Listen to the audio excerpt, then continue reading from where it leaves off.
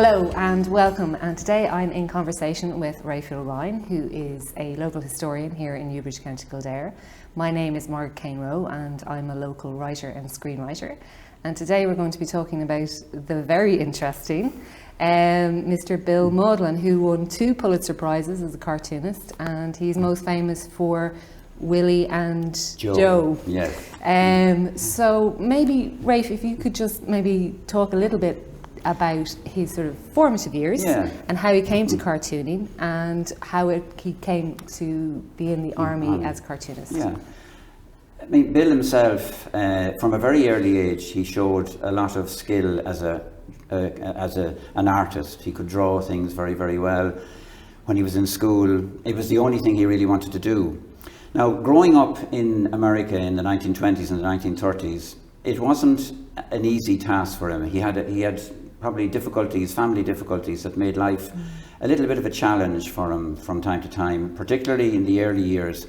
His mother suffered from bipolar, and from time to time she wouldn't be there, she would disappear, and it had an effect on himself and his brother growing up in Alamogordo down in New Mexico.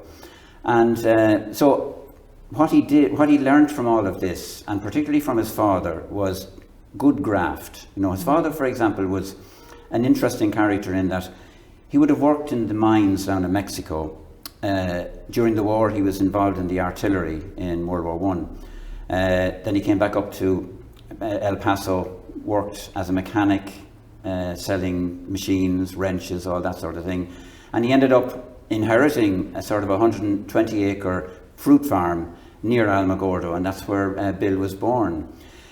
And I think probably the character Willie in his cartoons during the war was based a little bit on his dad. His dad was sort of a gruff-looking character, wouldn't take any nonsense, but knew how to make things work. I suppose streetwise in many ways. And I think didn't he teach him how to play poker? He did, yeah. He said his attitude was that I'm going to teach him poker because it's a life skill he will need, and particularly, as he said, it'll allow me to win back the 75 cents that he owes me. Okay.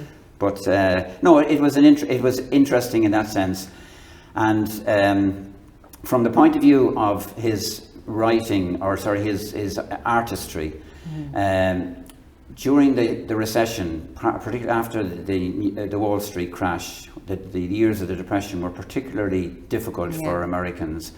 And when the family had more or less sort of split up, he had to rely on his grandmother to give him money for things, particularly when he saw in a Practical Mechanics magazine an ad for a correspondence course in cartooning.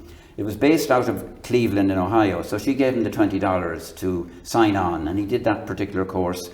He went to school in Phoenix Union High School, and got involved in the school magazine there as well, cartooning for that. So at all stages he found a niche for himself that sort of papered over a lot of the cracks that were in his life. But he was quite a resilient character with a very kind of robust sense of humour, and from an early age didn't really have too much tolerance, it would seem, for rules that didn't make sense. I mean, in high school, he had in his final year, for example, like all schoolboys, they play pranks, and in the science lab he put a cigarette in the mouth of the skeleton, and of course that got him into trouble, and he missed out on graduation at that stage. But at that stage, that was sort of close to, the war had broken out at that stage, 1939. At that stage, he had got more money from his grandmother to go to the Chicago Academy of Fine Arts.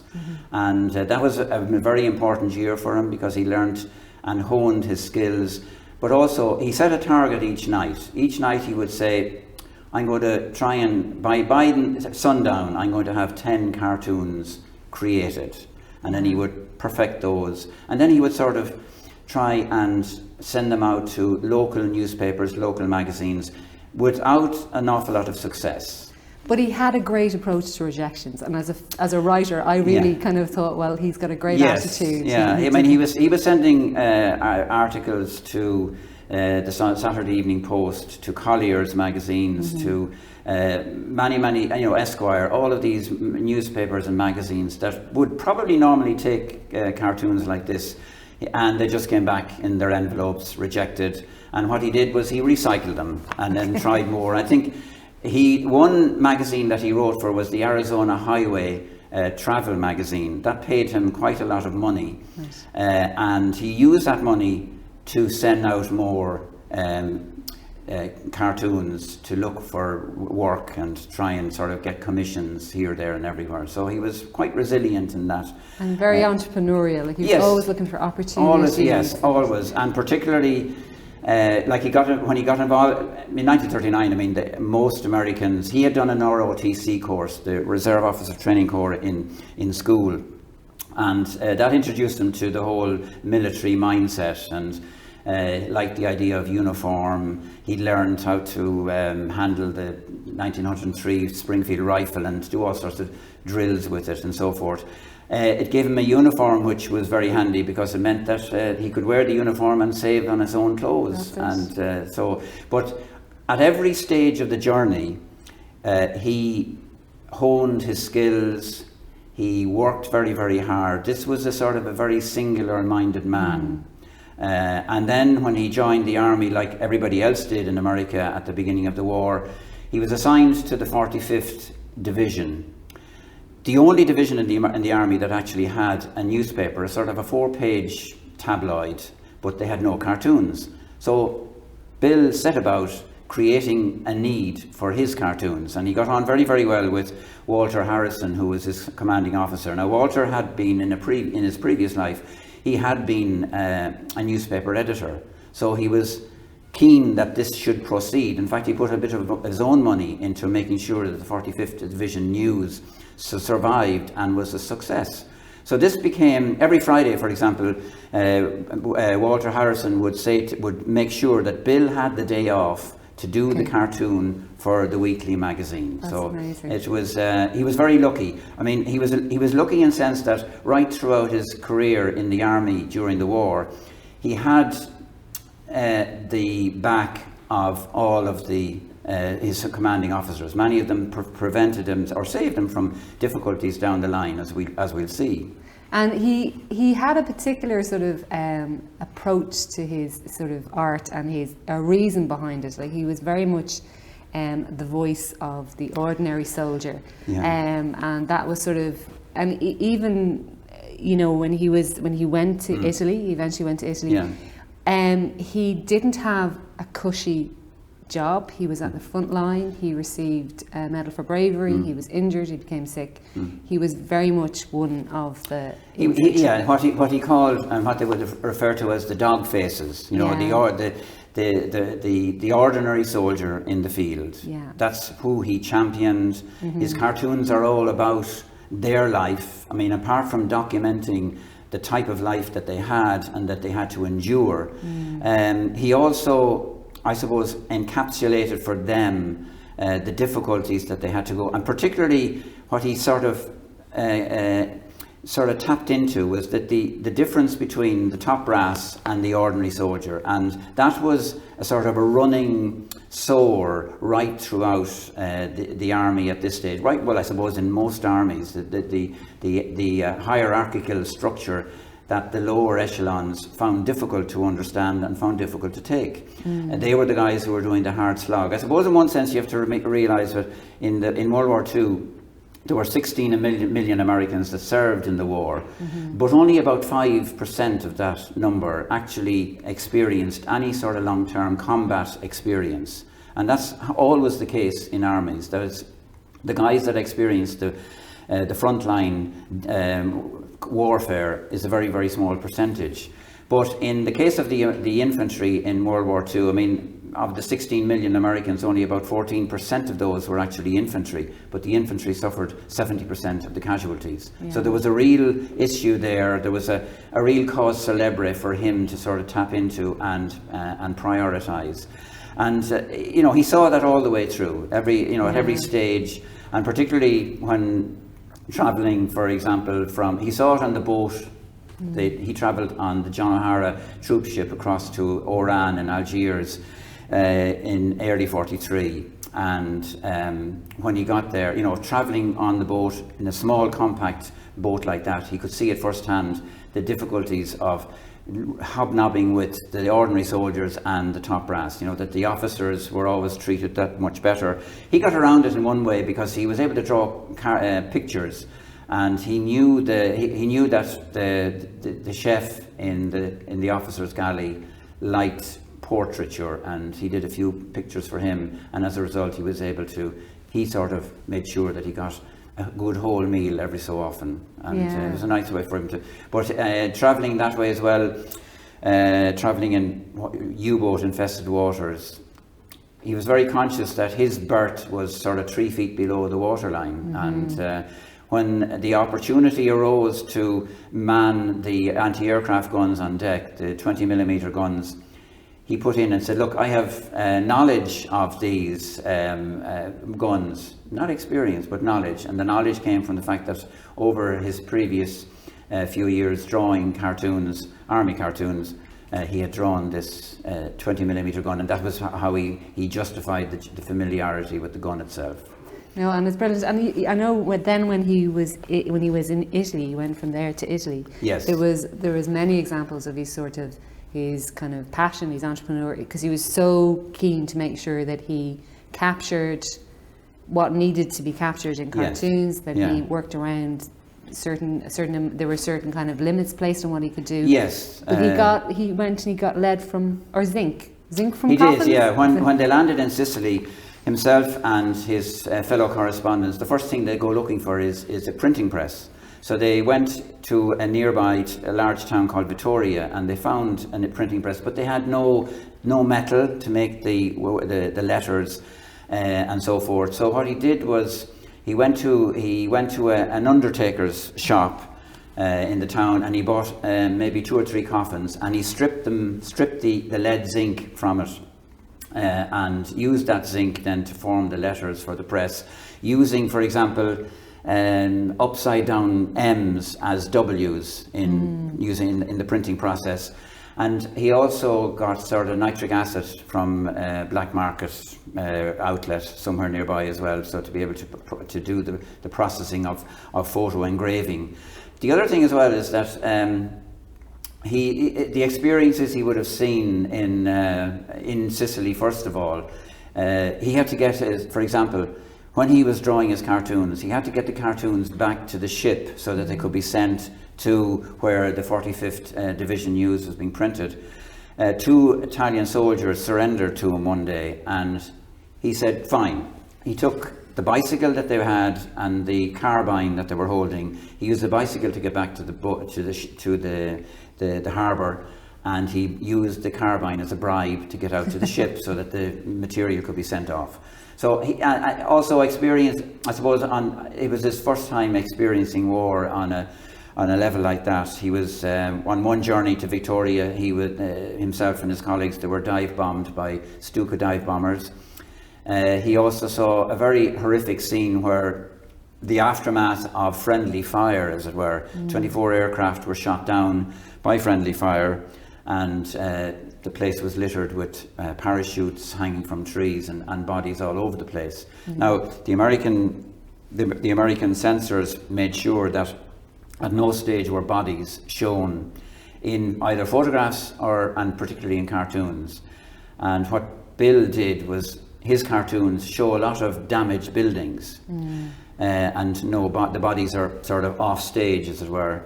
And what he was saying, the message he was sending out there was that the buildings will be there long after the bodies are buried, as a message to show the horrific nature of war. And that didn't make him some friends in certain he ran into trouble, particularly with George Patton, the Commander-in-Chief of the 7th Army in Sicily. Patton was no fan of Bill's cartoons because they portrayed his soldiers in a very derogatory way. You know, they were dishevelled, they were unkempt, their uniform was all over the place. And he wanted In fact, he wanted Bill's commanding officer, Troy Middleton, to get rid of him. And Middleton was a great fan of Bill's cartoons because he felt the soldiers need to see this in print, because if they have any, they need to see their gripes being sort of put out there in the open, because when they read about their gripes, it sort of alleviates their anger, and it means they go back more contented to their work. So what prevented, I suppose, Patton from shafting Bill Mauldin at this stage was that 2 weeks later, the famous slapping incident that Patton got involved in. He slapped two soldiers in a field hospital whom he considered weren't injured, but they were suffering from mental distress. And of course this became the story, and Bill Mauldin's cartoons sort of took a background seat at that stage. So he got now he comes across he meets Patton at a later stage. Yes. In February of 1945, not long after the Battle of the Bulge and all that. And at that stage, Eisenhower's aide, Captain Butcher, sets up a meeting with Patton and Mauldin. And at this stage, Mauldin does have to face the music. So he's there, listens to Patton berate him and question specific cartoons. And again, Bill offered the opportunity. He says, look, the soldier needs to see that he's not on his own, that he can read about his grievances and get that sort of anger and angst out of his system. Time magazine actually did a big article on it afterwards, and they titled it G.I. Mauldin versus G. Patton. And it became a major story at that stage. But after that, Eisenhower then told all his officers, let Mauldin's cartoons and that sort of material no longer be an issue among the army, and they concentrated then on finishing out the war. And his career in the army ended on a high note. He sort of came, he was promoted to Major General. Yeah, General. Well, before, during this period, he's back and forth to Italy a lot. He got a commission to produce a book of his cartoons entitled Upfront with Mauldin, and he was working a lot on that. And he was back and forth as well to Italy with the 45th Division. He had to go back to his base from time to time. He was there, for example, to witness the Allied advance up the Po Valley. He witnessed the Allied invasion of southern France in August of 44. He wanted to be in Normandy, but it wasn't always possible, and the Normandy phase of operations tended to move fairly quickly. He did want to see a French city liberated, and he was allowed, for example, to go up to Grenoble and be there for that. He won a Pulitzer Prize then for one particular cartoon, which showed, the title really was, here are fresh from victory, American soldiers bringing thousands of enemies prisoners in to POW, to become prisoners of war. And the cartoon shows the soldiers and the prisoners, and there's no difference between the two. They both are disheveled, they both are shot to ribbons in one sense, their heads are bowed in sort of fatigue, and it's a very poignant cartoon. It really captured probably how a lot of that aspect of the war was sort of unfolding. Yeah. And then he would later, when he won a second Pulitzer Prize in 1959, it was a cartoon that depicted Boris Pasternak, who had just won the Nobel Prize for Literature, and he's in a Russian gulag, and he says to the other prisoner, "I'm here for winning the Nobel Peace Prize, or the Nobel Prize for Literature. What are you here for?" Yeah. And it seems then towards the end of even Willie and Joe that it was quite tragic the way they were as characters. They sort of were kind of. Yeah, I suppose after the war, I suppose Willie and Joe they were so much associated with the wartime situation that when the war was over, what was there left for Willie and Joe to do, and he gradually sort of eased them out. And the last one is very, very poignant because it shows Willie standing on a corner. At that stage, Willie and Joe were petrol pump attendants. That's all they got into that sort of line of business. And he's standing there, and it's at this part of the Cold War where, for example, the Russians are now the enemy, and in a sense, the Germans are friendly. So he says, "Are you telling are you telling me that I spent the last 3 years watching my worst enemy kill my best friends?" Yeah. And it's another very touching moment in the Cold War aspect of things, and he won a Pulitzer Prize for that. And he'd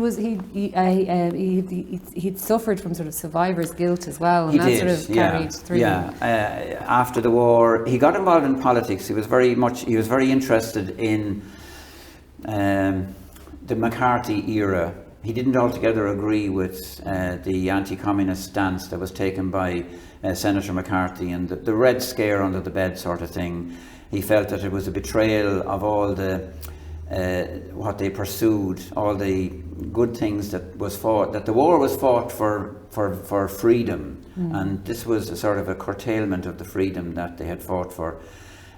He took part. He became an aide to Adlai Stevenson during the 1952 presidential election. He even contested a New York constituency himself. He lost by, I think, about 16,000 votes, which was considerable at the time. But and his own son, for example, was a helicopter pilot, and he was stationed in Vietnam, and he visited him there. Actually, travelled up to the Central Highlands to a place called Pleiku, and experienced a Viet Cong attack on the base there as well. And he sort of created cartoons for that particular war as well, not on the same level. They weren't as popular as the ones for Stars and Stripes. Yeah. But in overall terms, I mean, he was at the time he was unique. His cartoons captured a sense of occasion for the ordinary soldier. It gave them an outlet that just wasn't there for them, and they were very clever. He used, for example, in his cartoons, the whole use of chiaroscuro and shadow to create the effect of a larger picture that's there, that you only see a small, like, for example, he has lots of destroyed buildings, but things like, there's one particular cartoon where there's a big German tank, there's a hole underneath, and there's two observers, and one is saying, is on the phone back to base saying, you'll have to take, I have a target, but you'll have to be patient. In other words, the target has to move away from here before you start shelling this particular position. Yeah, and his sense of humour was the thing that came through as well. I mean, from what your research, it was a dark sense of humour, obviously, given the extraordinary times he was in. Even the one that I always remember about being a fugitive from the law of averages, and it's a most amazing sort of very philosophical approach to life on the front lines. Two soldiers experiencing gunfire being fired, shots being fired at them, and they can't get low enough. In one cartoon he says, I can't get any lower because my buttons are in the way, and in this one there's so much gunfire above them that he says, I feel like a fugitive from the law of averages. And in a sense it probably sums up Bill Mauldin's life. He was he got by, he did what he came to do, but there were difficulties, and there were times when it didn't always work for him. No, and indeed, you mentioned towards the end of his life, he had tragedy. He was married 3 times. He married 3 times, and his second wife was killed in a car. She suffered depression after the birth of their 4th child. She died in a car crash. He married a 3rd time. At that stage, he had become very fond of the liquor, as it were, and that marriage ended in divorce, and then he succumbed to Alzheimer's, a very gradual descent into that sort of scenario, and his first wife actually came back to live and look after him for his remaining years. Yeah. And he died in 2003. And I think that's a testament to who he was. Yes, as a person, and because of the man he was, and being probably the most decorated and the most famous ordinary soldier that came back from World War II, that he was buried along with the good and the great in Arlington National Cemetery in Washington. Yeah, that's wonderful. Thank you very much, Raphael. That was Thank you, a Margaret. really interesting conversation. He was Thank an you. amazing man, and you could. There's could so go- much yeah, there's more so to much talk more to about, it. Yeah, but exactly, yeah. I hopefully that has given people an insight Yeah, into. at least inspire people to go and look at the Absolutely. cartoons are well worth looking at, and they're very well easily available. Yes. Yeah. Thank you so much. That's all right. Thank you. And thank you very much for listening today on my conversation with Raphael and Bill Mauldin, the cartoonist, and hopefully you will go and have a look at some of his work, which is available anywhere. Anywhere, yeah. Yeah. He published his own work called The Ring, which has all the cartoons in it. It was personal remembrances of the war, and other books have been written about him as well. Brilliant. Thank you so much. That's all. Thank you. Great. Thank you, Margaret.